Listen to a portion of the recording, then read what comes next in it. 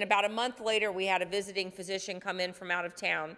And he explained to me that at his own private practice abortion facility, he performed abortions differently than we did at Planned Parenthood. Our protocol was simple.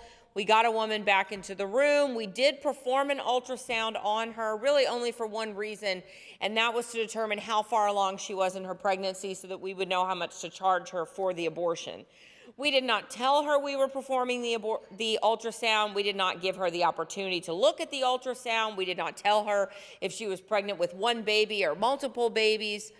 After the gestational dating was captured, the ultrasound was rolled away. The doctor came in. He began the abortion procedure by inserting a suction cannula into the woman's uterus. And he would just start blindly poking around inside of the woman's uterus until he thinks he has enough blood and tissue in a glass jar. That glass jar goes into a lab called the POC lab. POC stands for products of conception. What is the product of conception?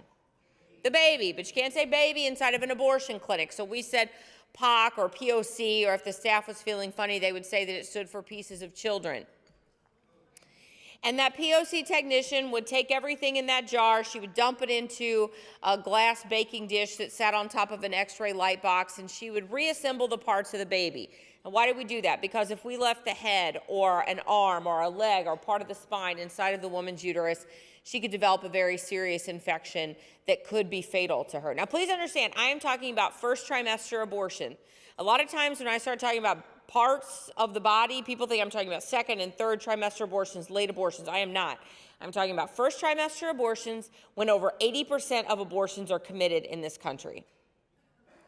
After all of the parts have been accounted for, the POC technician will take everything, put it into a red biohazard Ziploc sort of bag, and at the end of the day, all the red bags of babies go into a freezer in the POC lab that the staff jokingly called the nursery.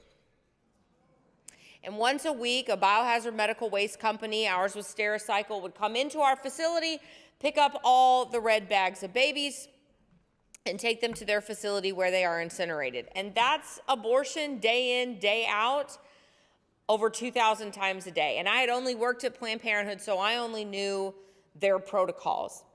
But this doctor was explaining to me that it is, of course, safer for the patient if the doctor can actually use the ultrasound during the entire abortion procedure so that he can see the part of the body where he's performing surgery. I thought, well, that makes sense to me. So I went back to my supervisor and I said, look, if this is the safest type of abortion, why isn't this the standard of care inside of Planned Parenthood? And she said, well, yes, it is safest for women, but she said using an ultrasound during the entire abortion procedure takes up about an extra 3 minutes of time. And our goal inside of Planned Parenthood was to have a woman on the table, off the table, abortion complete in 5 minutes.